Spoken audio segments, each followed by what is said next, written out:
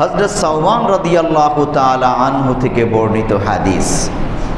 আন সাওবান রাদিয়াল্লাহু আনহু قال قال النبي صلى الله عليه وسلم لا تقوم الساعة حتى تلحق قبائل من أمتي بالمشركين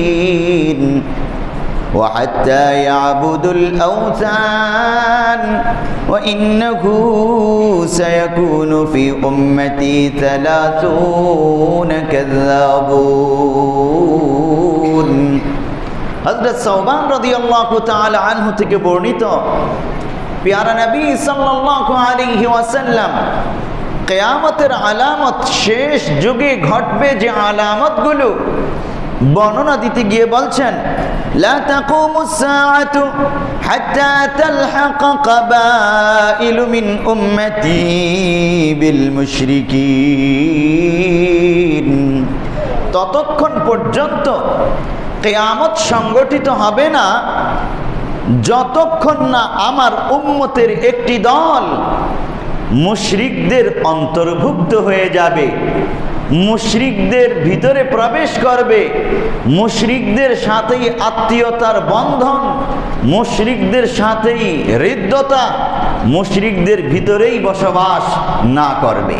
তথা কিয়ামতের আলামত হলো মুসলমান নামধারী কিছু ব্যক্তি মুশরিকদের অন্তর্ভুক্ত হবে, তাদেরকেই বন্ধু মনে করবে, তাদের কাছেই সাহায্য চাইবে, তাদের বাড়িতেই বসবাস করবে। মুসলমান ইমানদারদের সাথে তাদের ভালো সম্পর্ক থাকবে না। এই আলামতটা অনেক আগেই প্রকাশিত হয়ে গেছে। বর্তমানে তো এই আলামতটা আরো প্রকটভাবেই দেখা দিয়েছে। নাম মুসলমান, জন্ম হয়েছে মুসলমানের ঘরে, দাবি করে আমি কোরআন মানি, রসুলকে মানি, ইসলাম আমার ধর্ম, কিন্তু ভালোবাসে হিন্দুদেরকে, মুশরিকদেরকে, বৌদ্ধদেরকে এবং তাদের সাথে উঠা বসাকে পছন্দ করে, তাদের সেবা করতে পেরে নিজেকে ধন্য মনে করে। আল্লাহ তাআলা কোরআনুল কারীমে স্পষ্টভাবে বলছেন, সূরা ইউনূস আয়াত নম্বর 105, وأن أقم وجهك للدين حنيفا ولا تكونن من المشركين। আল্লাহ তাআলা সমস্ত বান্দাকে লক্ষ্য করে বলছেন, وأن أقم وجهك للدين حنيفا। হে বান্দা, তোমার সত্তাকে, চেহারাকে তুমি প্রস্তুত করো লিদ্দীন হানিফা, একনিষ্ঠ সঠিক দিন ধর্মের জন্যে। অর্থাৎ আমি একজন মুসলিম হিসেবে, মুসলিম সন্তান হিসেবে আমার যাবতীয় চেষ্টা প্রচেষ্টা যেন দিন ইসলামকে বিজয়ী করার পিছনেই আমি ব্যয় করি, দিন ইসলামের স্বার্থেই যেন আমি চলাফেরা করি, দিন ইসলামকে কেন্দ্র করেই যেন আমার জীবন পরিচালিত হয়, কর্মকাণ্ড পরিচালিত হয়।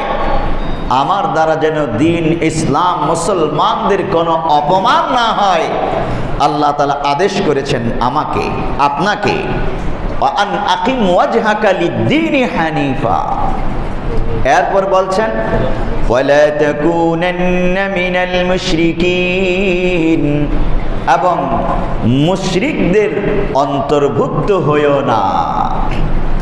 বর্তমান পৃথিবীতে বহু মুসলমান এমন আছে, বহু শাসক গোষ্ঠী, সাবেক শাসক গোষ্ঠী এমন আছে, চলাফেরা, উঠা বসা, ভালোবাসা, আদান প্রদান করা বিভিন্ন বস্তু ওই মুশরিকদের সাথেই হওয়ার কারণে যখন বিপদে পড়ে তো মুশরিকদের কাছেই সাহায্য চায়, মুশরিকদের বাড়িতে গিয়েই ওঠে, মুশরিকদের কাছেই আশ্রয় প্রার্থনা করে। আছে না? এটা তো হবার কথা ছিল না। যদি মুসলমানদের সাথে আমার হৃদ্যতা থাকতো, ইসলামকে বিজয়ের পিছনে যদি আমার ভূমিকা থাকতো, তাহলে আমি বিপদে পড়ার কারণে আমাকে সৌদি আরব আশ্রয় দেবে, লুফে নেবে, বরণ করবে, আমাকে তুরস্ক আশ্রয় দেবে, আমাকে আফগানিস্তানের মতো মুসলিম রাষ্ট্র আশ্রয় দেবে, কারণ আমি একজন মুসলিম লিডার, আমি ইসলামের জন্য কাজ করেছি, আমার জন্য এই মুসলিম রাষ্ট্রগুলো কাঁদবে, আমার নিরাপত্তার জন্য এই মুসলিম রাষ্ট্রগুলো আওয়াজ তুলবে, আমাকে নিরাপত্তা দেওয়ার জন্য, বুকে টেনে নেবার জন্য তাদের বাড়িতে এই মুসলিম রাষ্ট্রগুলো আমাকে জায়গা করে দেবে। এটাই হবার কথা ছিল।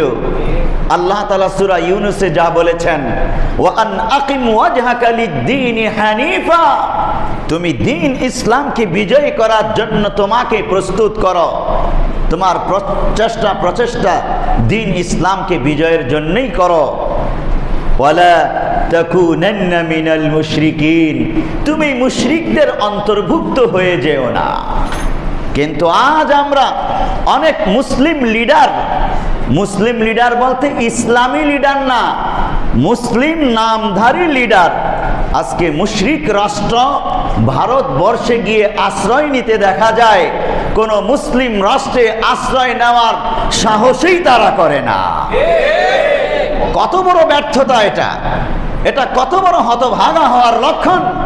কেন আমি আমার অতীত জিন্দিগিকে এমন ভাবে গড়ে তুলব? কেন আমি মুসলিম ব্যক্তিদেরকে জুলুম, নির্যাতন, নিপীড়ন করে করে মুসলমানদের ভিতরে এমন ক্ষোভ তৈরি করব যে আমি মুসলিম রাষ্ট্রে আশ্রয় পাই না, আমাকে হিন্দু রাষ্ট্রে, অমুসলিম রাষ্ট্রে, মুশরিকদের রাষ্ট্রে আশ্রয় নেওয়া লাগে? তাদের সাথেই সখ্যতা বেশি হওয়ার কারণে, তাদেরকেই অনেক কিছু দেবার কারণে, তাদের ভিতরেই তাদের কালচারগুলোকে পছন্দ করার কারণে আজকে তাদের মধ্যেই, মুশরিকদের মধ্যেই, কাফেরদের মধ্যেই, তাদের ঘরেই কেন আমাকে বসবাস করা লাগবে? হতভাগা হওয়ার লক্ষণ এটা। আল্লাহর নবী এটাকেই কিয়ামতের আলামত বলেছেন, যে শেষ যুগে আমার মুসলিম উম্মতের মধ্যে কিছু ব্যক্তির ঘটনা এই রকম ঘটবে, যারা সখ্যতা হবে মুশরিকদের সাথে, মুশরিকদের বাড়িকে নিজের বাড়ি মনে করবে, মুসলমানদের বাড়িকে নিজের বাড়ি মনে করতে পারবে না, মুসলমানদের কাছে নিরাপত্তা চাইতে পারবে না, মুশরিকদের কাছেই চাইবে। আজ আপনি চোখের সামনেই এই আলামত দেখতে পাইতেছেন।